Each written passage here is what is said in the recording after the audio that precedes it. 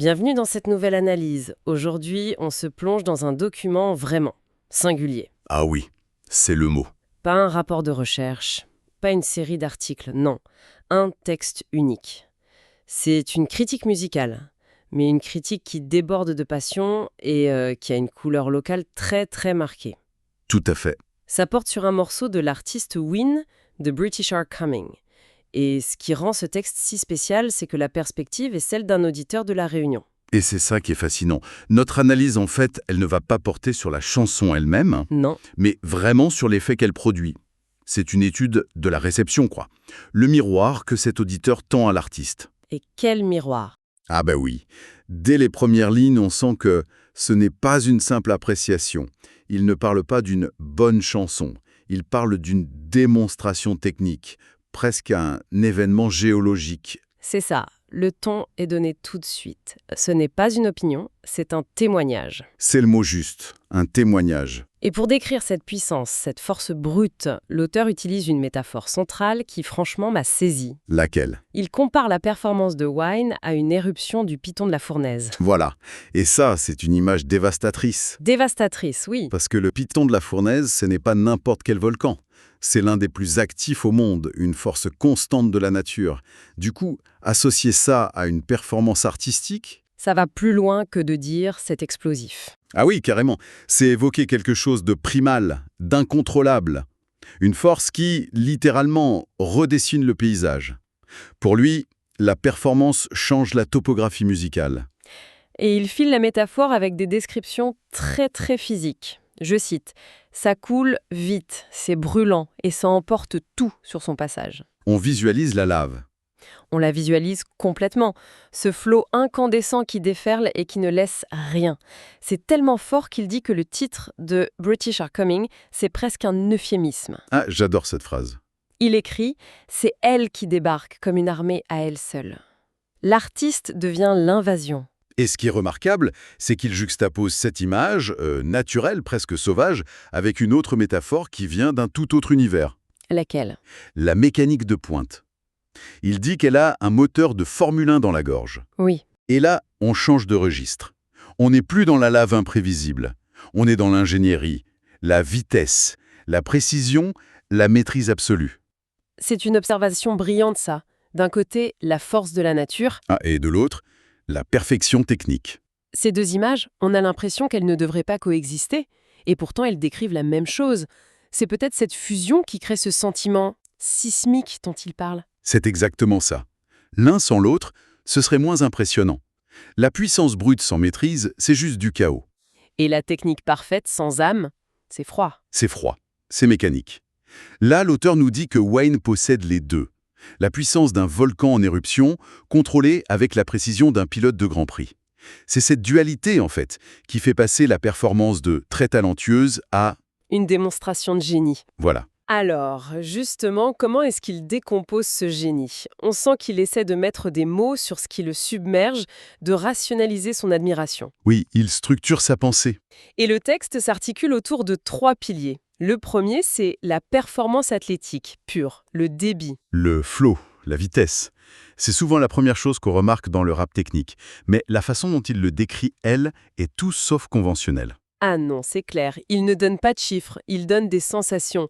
Et encore une fois, il puise dans son propre environnement. C'est ça qui est bon. Il dit que son flot est plus rapide que le vent dans les hauts de La Réunion, les montagnes, où le vent souffle sans arrêt. L'image est belle. Très poétique. Mais celle qui suit est pour moi la plus savoureuse. Il écrit « Elle découpe la prod comme si c'était un curry bien pimenté. » Ah, celle-là, elle est géniale.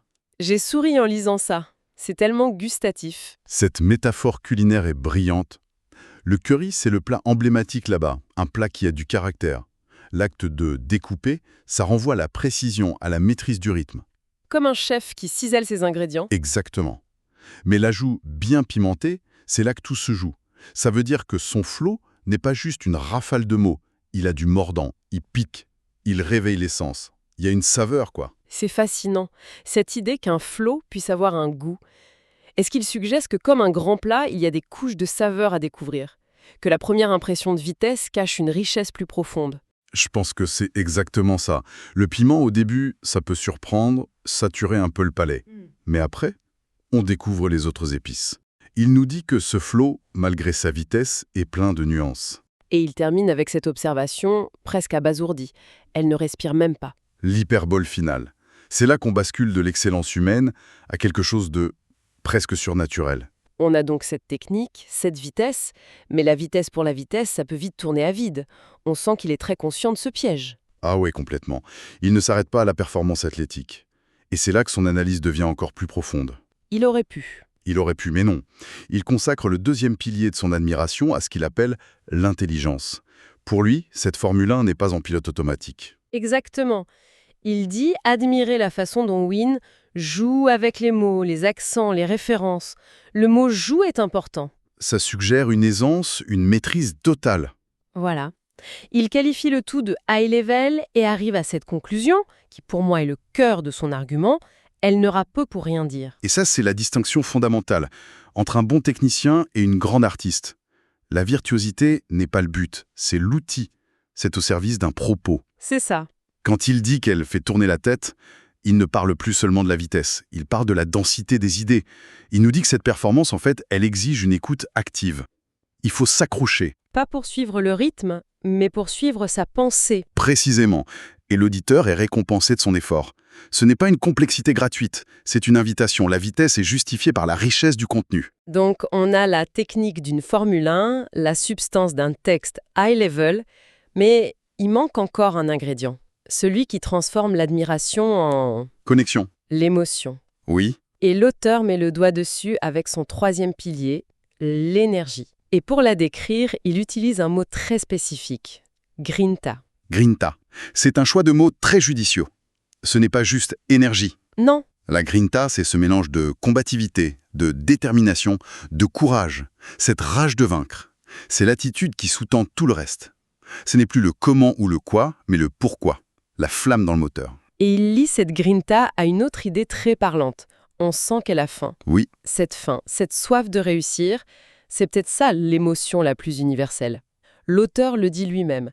Ce genre de détermination, ça se respecte partout, de Saint-Denis à Portland. s'imposer. En identifiant ça, il ne fait plus seulement l'éloge d'une artiste lointaine.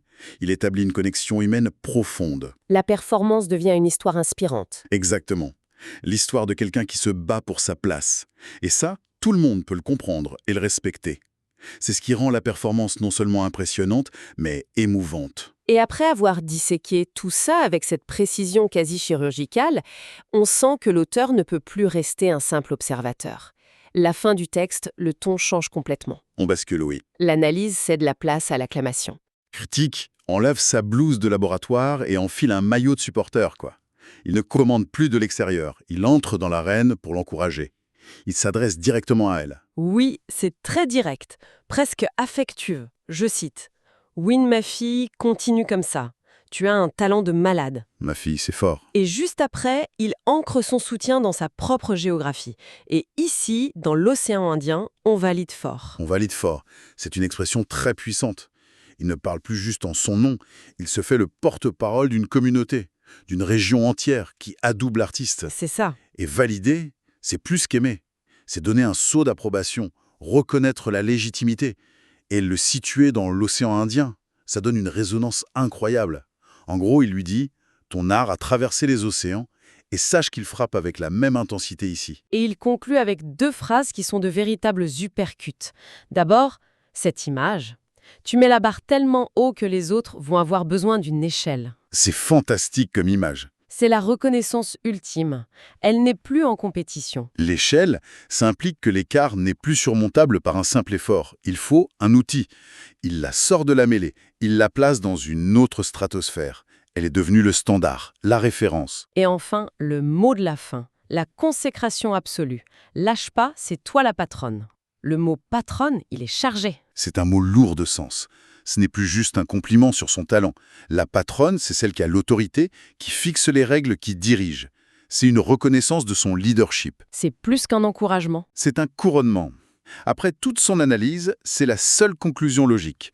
Une performance de cette ampleur, ça ne peut venir que d'une patronne. C'est un moment assez puissant, cet adoubement qui vient d'un auditeur depuis son île à l'autre bout du monde. En somme, ce texte nous offre une lecture incroyablement riche. Il dépeint la performance comme une force de la nature, une éruption volcanique, mais canalisée par une maîtrise technique absolue. Voilà, Une puissance qui repose sur une trinité de talents, un débit foudroyant, une intelligence aiguisée et une énergie viscérale, cette fameuse grinta. c'est ça. Et tout ce décryptage aboutit à une reconnaissance sans appel de l'artiste, non pas comme une simple virtuose, mais comme la nouvelle référence, la patronne. C'est une synthèse parfaite. Et pour ouvrir une dernière porte, je trouve que ce texte est fascinant pas seulement pour ce qu'il dit de l'artiste, mais pour la manière dont il le dit. Ah oui, Bah oui, pour décrire une performance qu'il juge exceptionnelle, l'auteur a dû inventer un langage tout aussi créatif, puissant et imagé. Il a puisé dans sa culture, sa géographie, sa gastronomie. Il a forgé les outils pour rendre justice à ce qu'il a entendu. La critique devient elle-même une performance linguistique. Précisément, elle se met au niveau de son sujet. C'est vrai. Et c'est peut-être la réflexion finale que ce document nous inspire. Au-delà de l'analyse musicale, il nous rappelle que la meilleure façon de rendre hommage à une œuvre qui nous submerge, c'est parfois de créer une réponse qui est elle-même une forme d'art. Une critique qui n'explique pas seulement, mais qui, par la force de ses propres métaphores, nous fait ressentir l'impact de l'œuvre originale. Et finalement, une description profondément locale, comme celle-ci, peut se révéler être la preuve la plus éclatante d'un impact véritablement universel.